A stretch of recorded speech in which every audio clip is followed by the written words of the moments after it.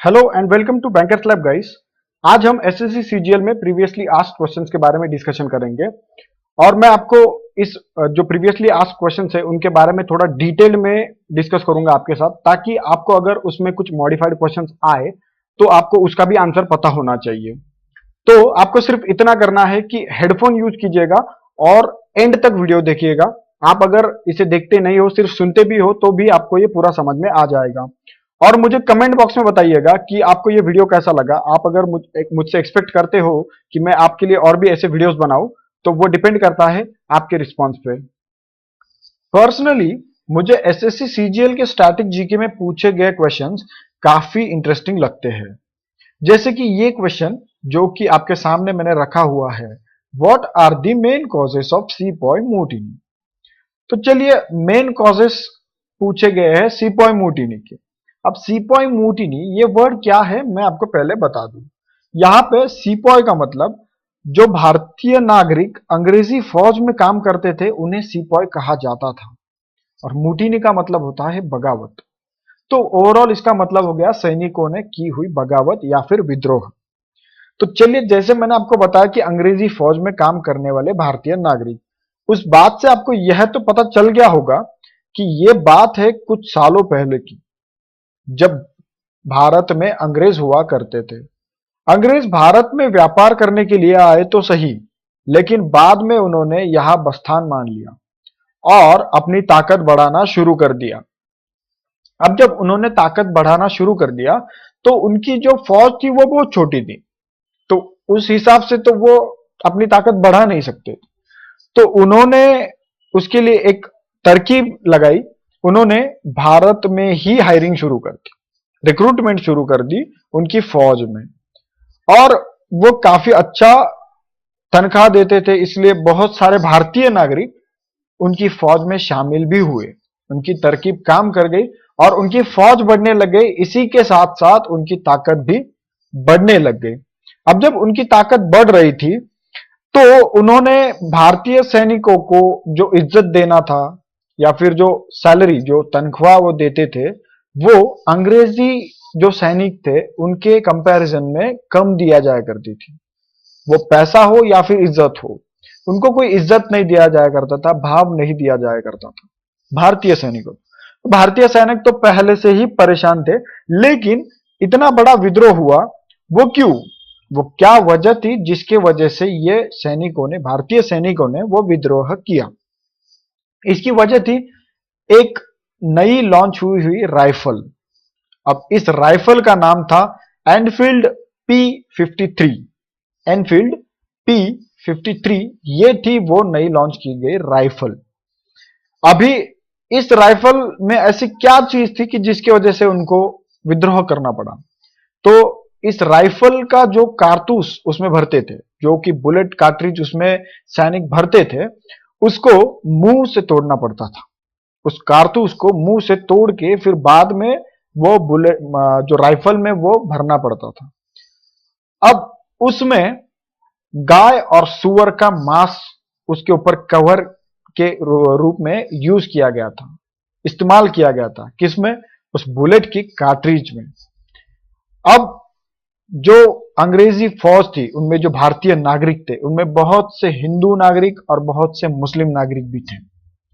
तो ये जो गाय और सुअर का जो चर्बी उसमें ऐड किया गया था, उसको कवर लगाया गया था उसका, तो उसकी वजह से जो भारतीय नागरिक थे, भारतीय सिपाही थे, उनकी भावनाएं को ठेस पहुंच गई। और जो भारतीय सिपाही जो कि पहले से ही अंग्रेजों को परेशान थे, उन्होंने विद्रोह करने की ठान ली। और इस विद्रोह की शुरुआत 10 मई 1897 में हुई थी, जिसे हम इंडियन रिबेलियन ऑफ 1857 भी कहते हैं। तो ये सीपॉय मोटिनी ये था। अब इसका जो है मेन कॉजेस पूछा गया है, तो इसका मेन कॉजेस पूछा गया था एसएससी सीजीएल के प्रीवियस पेपर में। अब उसका आंसर तो ये था, फिर आपके सामने है, hurting the religious sentiments of sepoys. मतलब क्या? जो धार्मिक भावनाएं थी सिपाहियों की, उनको ठेस पहुंची थी, उनको दुख पहुंचाया गया था अंग्रेजों द्वारा। तो उसी की वजह से जो है सिपोय मुटिनी नाम का जो है मतलब ये रिवॉल्यूशन हुआ, इंडियन रेबेलियन ऑफ 1857। आज का हमारा दूसरा क्वेश्चन है, what do you mean by net neutrality. अब नेट न्यूट्रलिटी कुछ दिनों पहले बहुत ही ट्रेंडिंग टॉपिक था। अब ये नेट न्यूट्रलिटी है क्या? तो नेट न्यूट्रलिटी की डेफिनेशन मैंने यहां पे लिख दी है, the principle that internet service provider should enable access to all content and application regardless of the source and without favouring or blocking particular products or websites. तो इसका हिंदी में मतलब होता है कि इंटरनेट सर्विस प्रोवाइडर्स को जो है सभी एप्लीकेशंस या फिर सभी जो वेबसाइट्स है, सभी जो कंटेंट है, उनका जो कंटेंट है, उन सभी वेबसाइट्स को या फिर सभी लोगों को सेम स्पीड दी जानी चाहिए इंटरनेट की। तो इससे पहले जो था आईएसपी पक्षपात करता था उसके उसके रिगार्डिंग, मतलब कुछ वेबसाइट्स को अच्छा स्पीड मिलता था और फिर कुछ वेबसाइट्स को नहीं मिलता था। वही एप्लीकेशंस के बारे में था, बहुत से एप्लीकेशंस ऐसे थे कि वो हाईली स्पीड में चलते थे, बहुत ही उनका हाई स्पीड था, लेकिन कुछ पर्टिकुलर एप्लीकेशंस को स्पीड नहीं था। तो ये जो कुछ उसके फेवर में आईएसपी देता था, ये नहीं होना चाहिए। जो पक्षपात हुआ करता था वो नहीं होना चाहिए, इसलिए नेट न्यूट्रलिटी टर्म लॉन्च किया गया या फिर ये टर्म लागू किया गया सभी को। अब इसका थोड़ा डिटेल में डिस्क्रिप्शन अगर हम जानेंगे तो कुछ दिनों पहले हुआ ऐसा कि व्हाट्सएप नया नया मार्केट में आया था। तो उस वक्त हुआ ऐसा कि व्हाट्सएप के मैसेजेस की वजह से, व्हाट्सएप के जो मैसेजेस है, तो सभी जो टेलीकॉम ऑपरेटर्स है उन्हें ऐसा लगा कि व्हाट्सएप की मैसेजेस की वजह से उनको घाटा हो रहा है, उनका एसएमएस पैक कोई खरीद नहीं रहा।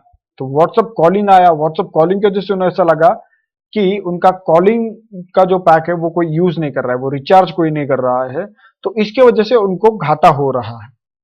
हालांकि उन्होंने ये चिल्ला के कहा कि हमें घाटा हो रहा है, ट्राई के पास गए वो, उन्होंने कहा घाटा हो रहा है, लेकिन मैं आप सबको बता दूं कि घाटा हुआ नहीं है उनको। बिकॉज हालांकि उनको नहीं हुआ है, कैसे? बिकॉज अगर उनका कॉलिंग पैक या फिर एसएमएस के जो रिचार्जेस है वो अगर रिचार्ज हम नहीं कर रहे हैं तो हम उनके नेट के रिचार्जेस तो कर रहे थे ना, तो घाटा कैसे हुआ? तो उनको घाटा हुआ नहीं था, लेकिन सभी ऑपरेटर्स ने मिलके ट्राई के सामने एक एप्लीकेशन रखा, उसमें कहा गया था कि सभी जो अलग अलग तरीके के जो कंटेंट्स है उसके लिए अलग अलग रिचार्ज होना चाहिए। जैसे आज आप जो YouTube वीडियो देख रहे हैं, तो YouTube का जो वीडियोस देखने के लिए उसके लिए अलग पैक होगा, व्हाट्सएप के लिए अलग पैक, या फिर टेक्स्ट जो सोशल मीडिया फेसबुक के लिए अलग पैक, ऐसा कुछ उन्होंने प्रपोजल ट्राई के सामने रखा था। लेकिन ट्राई ने वो साफ इनकार कर दिया, साफ शब्दों में उनसे कह दिया कि ऐसा नहीं हो सकता, और उसी वक्त नेट न्यूट्रलिटी लागू किया गया था। और नेट न्यूट्रलिटी का मतलब होता है आप कोई भी वेबसाइट पे जाओ, चाहे वो एजुकेशनल हो या फिर कोई वीडियो की वेबसाइट हो या इमेजेस की हो, तो किसी भी वेबसाइट पे जाओ आपको सेम स्पीड मिलेगा। ये था नेट न्यूट्रलिटी का कंसेप्ट। अगला क्वेश्चन है जो कि प्रीवियस पेपर्स में पूछा गया था एसएससीजीएल के, वो है study of human mind is called. मानव जाति की जो बुद्धि के बारे में जो पढ़ाई की जाती है उसे क्या कहते हैं? उसका आंसर है साइकोलॉजी, जिसे हम हिंदी में मनोविज्ञान भी कहते हैं। तो जो मानव जाति है उसकी बुद्धि के बारे में या फिर मन के बारे में जो पढ़ाई की जाती है उसे कहते हैं साइकोलॉजी। नेक्स्ट क्वेश्चन है, which country allows human euthanasia. अब ये ह्यूमन यूथनेशिया है क्या? अगर ये आपको पता चल जाए तब आप इसका आंसर, मतलब ये है क्या ये पता चल जाए तो बाद में आप इसके आंसर के बारे में सोचोगे। तो चलिए मैं आपको ये बता दूं कि ह्यूमन यूथनेशिया होता क्या है। तो ह्यूमन तो आपको पता है कि मानव होता है, तो यूथनेशिया एक ऐसी चीज है जिसमें अगर किसी भी आदमी को या फिर किसी भी इंसान को अगर एक ऐसी बीमारी लग जाती है कि जिसका इलाज नहीं हो सकता, तो ऐसे इंसान को उसकी इच्छा मृत्यु दी जाती है, या फिर पेनलेस किलिंग हम उसे कह सकते हैं, जिसमें दर्द कम हो ऐसी मृत्यु उसे दी जाती है, उसे कहते हैं ह्यूमन यूथनेशिया। हालांकि मोस्ट ऑफ द कंट्रीज में, ज्यादातर के देशों में इसे इलीगल माना जाता है, लेकिन नेदरलैंड्स ऐसी कंट्री है जो उनमें नहीं है। नेदरलैंड्स में ह्यूमन यूथनेशिया जो है लीगल है। नेदरलैंड्स वो कंट्री है जहां पे ह्यूमन यूथनेशिया अलाउ किया जाता है। तो ये थे हमारे आज के कुछ क्वेश्चंस। तो ये तो ट्रेलर था। अगर आपको ऐसे और भी क्वेश्चंस मुझसे एक्सपेक्टेड है, आप एक्सपेक्ट करते हो कि मैं इसके ऊपर और भी वीडियोस बनाऊं, तो कमेंट बॉक्स में मुझे कमेंट कीजिएगा और मैं जल्द ही आपके लिए ऐसे और भी वीडियोस लेके आऊंगा जिसमें मैं एसएससी सीजीएल के प्रीवियसली आस्क्ड क्वेश्चंस भी आपको बताऊंगा और कुछ एक्सपेक्टेड क्वेश्चंस भी आपको मैं उसमें दूंगा। अगर आपको ये वीडियो पसंद आया हो तो लाइक कीजिएगा, कमेंट कीजिएगा और शेयर कीजिएगा वीडियो को आपके दोस्तों के साथ। आप हमें फेसबुक पे भी लाइक कर सकते हैं। फेसबुक पेज की डिस्क्रिप्शन में मैंने लिंक डाल दी है। Thank you for watching the video guys.